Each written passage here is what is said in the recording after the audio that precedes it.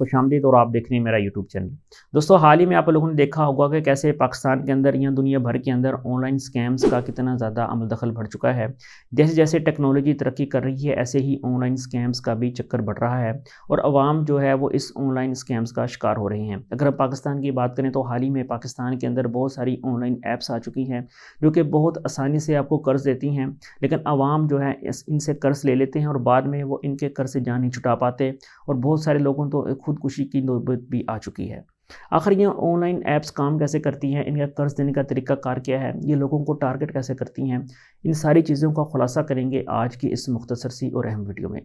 दोस्तों, आपको पता होगा कि किसी भी मुल्क के अंदर जो बैंकिंग निज़ाम होता है वो बहुत ज़्यादा अहमियत का हामिल होता है और किसी भी मुल्क के अंदर माली लेन देन के लिए जो बैंकिंग निज़ाम होते हैं उनका एक ज़िली अदारा या उनका एक हेड ऑफ़ द स्टेट अदारा होता है जो कि इस निज़ाम को देखता है। अगर हम पाकिस्तान की बात करें तो स्टेट बैंक ऑफ पाकिस्तान है जो कि इन सब चीज़ों को मॉनिटर करता है। अगर हम बात करें तो माज़ी में आप लोगों ने देखा होगा कि यहाँ मौजूदा दौर में भी जब भी बैंक से आपको कर्ज़ लेना पड़ता है तो बैंक से आपको बताना पड़ता है कर्ज़ हम क्यों ले रहे हैं, हम इसका कहाँ इस्तेमाल करेंगे। इसके अलावा बैंक को हमें गारंटी के तौर पे अपनी कोई इंपॉर्टेंट चीज़ जैसे गोल्ड हो गया, प्रॉपर्टी होगी, गाड़ी होगी, ये भी बैंक को हमें जमा करवानी पड़ती थी या उनको लिख के देना पड़ता था कि अगर हम आपका कर्ज़ दी गई मुद्दत के अंदर वापस नहीं करेंगे तो ये चीज़ हमारी ज़ब्त हो जाएगी। इसके अलावा हमें सरकारी मुलाज़िम की भी उनको गारंटी देनी पड़ती थी ताकि कल को जब हम लोन वापस ना कर सकें तो वो इनके थ्रू हमसे कॉन्टैक्ट कर सकें कि हमारा लोन वापस करें। लेकिन अगर हम मौजूदा दौर की बात करें तो आपको पता है टेक्नोलॉजी का इस्तेमाल करते हुए बहुत सारी लोन्स ऐप आ चुकी हैं जो कि पाकिस्तान की भोली-भाली आवाम को टारगेट करती हैं।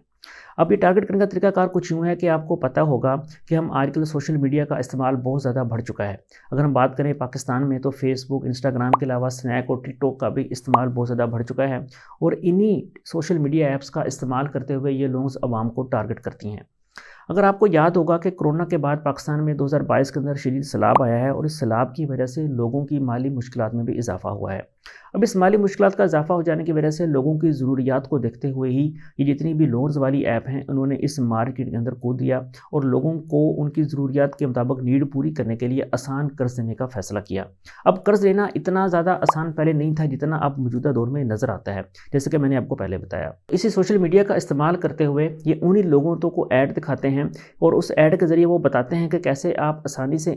छोटा सा एक फॉर्म फिल करके या दिए गए लिंक पे क्लिक करके ऐप इंस्टॉल करें और उसके बाद थोड़ी ही देर में हम आपको कर्ज़ दे देंगे, जितना भी कर्ज़ आप डिमांड करेंगे। इसके अलावा वो ये भी बताने की कोशिश करते हैं उस ऐड के ज़रिए कि जो आपने उसके ऊपर इंटरेस्ट रेट देना है वो बहुत कम देना है और उसकी जो वापस करने की टाइम याद है वो बहुत ज़्यादा बताई जाती है। जितने भी फेसबुक हैं, इंस्टाग्राम है, स्नैक वीडियो की, टिकटॉक होगी, इनके अंदर एल्गोरिदम्स काम कर रहे होते हैं। जो चीज़ भी इनके ऊपर सर्च करते हैं, इन ऐप का इस्तेमाल करते हुए हम किसी फ्रेंड से कोई चीज़ डिस्कस करते हैं या किसी चीज़ की वीडियो या कमेंट करते हैं, इसी चीज़ को एल्गोरिदम जज करके हुए वही चीज़ के ऐड हमें ज़्यादा दिखाने की कोशिश करता है। इस तरह अगर हम इस लोन्स ऐप्स की बात करें तो ये भी इसी एल्गोरिदम का इस्तेमाल करते हुए उस मखसूस ऑडियंस का वो टारगेट करते हैं जिनको लोन्स की ज़रूरत होती है या जिनको लोन्स लेने के लिए वो दर-बदर फिर रहे होते हैं। तो उस एल्गोरिदम को ट्रैक करते हुए ही ये टारगेटेड कैंपेन चलाती हैं। आप लोगों ने देखा होगा कि बहुत ज़्यादा सोशल मीडिया ऐप्स के ऊपर आपको इनके बहुत ज़्यादा एड्स नज़र आते हैं। जब ये एड्स नज़र आने लगते हैं तो वो उस ऑडियंस को टारगेट करने के बाद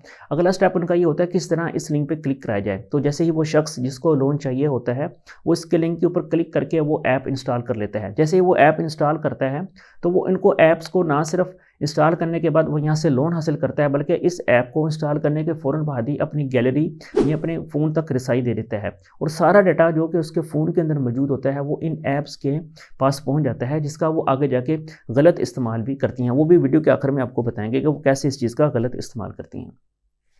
जब हम लोन ले लेते हैं तो इस लोन के अंदर हमें बताया जाता है कि लोन आपको कितनी और कब मुद्दत के लिए दिया जा रहा है, ये लोन का सैंक्शंस क्या होंगी, इस लोन्स की आपको इंटरेस्ट रेट कितना दिया जा रहा है, या ये लोन्स आपने कब वापस करना है। अमूमी तौर पे ऐसा होता है कि हमें एक मखसूस टाइम दिया जाता है, लेकिन ये ऐप्स इस तरीक़ेकार के बिल्कुल उल्ट काम करती हैं। पाकिस्तान में ऐसे काफ़ी सारे केसेस आ चुके हैं जो कि एफआईए को रिपोर्ट भी किए गए हैं कि इस ऐप का इस्तेमाल करते हुए लोगों को कितना ज़्यादा तंग किया जा रहा है। अभी हाल में केस आया है रावलपिंडी के अंदर जिसमें एक शख्स ने 5,000 रुपये का लोन अप्लाई किया, लेकिन जैसे ही उसने लोन का अप्लाई किया उसको 5,000 की बजाय ₹3500 का लोन उसके अकाउंट में आया। उसको जो मार्क बताई गई वो 4-5% बताई गई, लेकिन जैसे ही उसको रिटर्न का वापस करने का वक्त आया वो 4 से 5% से बढ़ा के 40% कर दी गई। इनके इंटरेस्ट रेट भी उसका 40% तक बढ़ा दिया गया कि उसने 40% के हिसाब से उस लिए गए लोन के ऊपर जो है वो कर्ज उसने वापस करना है। यदि वो शख्स वो लोन वापस नहीं कर पाया तो इस ऐप्स ने उनको ब्लैकमेल करना शुरू कर दिया। अब ब्लैकमेल करने के लिए जैसे उस शख्स ने उनको फ़ोन की रसाई दी थी, उन्होंने उसी डाटे का इस्तेमाल करते हुए उसकी फ़ोटोज़ का गलत इस्तेमाल करके उस शख्स को ना सिर्फ ब्लैकमेल किया, बल्कि उनके फ़ोन से उनके रिश्तेदारों के फ़ोन नंबर्स निकाल के उनके रिश्तेदारों को भी तंग करना शुरू कर दिया कि ये शख्स जो है इसने हमसे कर्ज़ लिया है, इसके बारे में उनको बदनाम करना भी शुरू कर दिया। इस तरह इस ऐप का इस्तेमाल करते हुए वो शख्स ज़हनी तनाव का भी शिकार हुआ। स्कैम से ना सिर्फ पाकिस्तान में बल्कि इंडिया में भी स्कैम्स चल रहे हैं। पंजाब की बात करें तो पंजाब में सूबाई वज़ीर ने पिछले दिनों एक रिपोर्ट जारी की है। उस रिपोर्ट के अंदर उन्होंने बरावक्त क्रेडिट कार्ड, इसके अलावा फास्ट लोन समेत 12 से 13 ऐप्स का जिक्र किया है और उन्होंने बताया है कि कैसे ये ऐप्स पाकिस्तान में आवाम को लूट रही हैं। उन्होंने इस रिपोर्ट की कॉपी ना सिर्फ FIA बल्कि FBR, इसके अलावा स्टेट बैंक ऑफ पाकिस्तान और पंजाब पुलिस ऑफिसर्स के तक को भी भेजी है ताकि वो इनके खिलाफ कुछ एक्शन ले सकें और आवाम को लूटने से बचा सकें। दोस्तों, आप माजी में भी और हाल में भी अगर आप में भी कोई शख्स ने इस ऐप से लोन लिया है तो शदीद मुश्किलात का शिकार हो रहा होगा और मेरी आप सबसे गुजारिश है अगर आप भी फ्यूचर में इन ऐप से लोन लेने का इरादा रखते हैं तो काइंडली इससे लोन मत लीजिएगा, क्योंकि अगर आप एक बार इनके लोन ले लेंगे और उनके चुंगल में फंस जाएंगे तो आप इनसे आप निकल नहीं सकेंगे, बल्कि फिर आप बहुत ज़्यादा ये आपको तंग भी करेंगे। उम्मीद करता हूँ आपको मेरी वीडियो पसंद आई होगी। मज़ीद इस तरह की वीडियोज़ जानने के लिए मेरे चैनल को ज़रूर लाइक करें, सब्सक्राइब करें, शेयर करें। अस्सलाम वालेकुम व रहमतुल्लाह।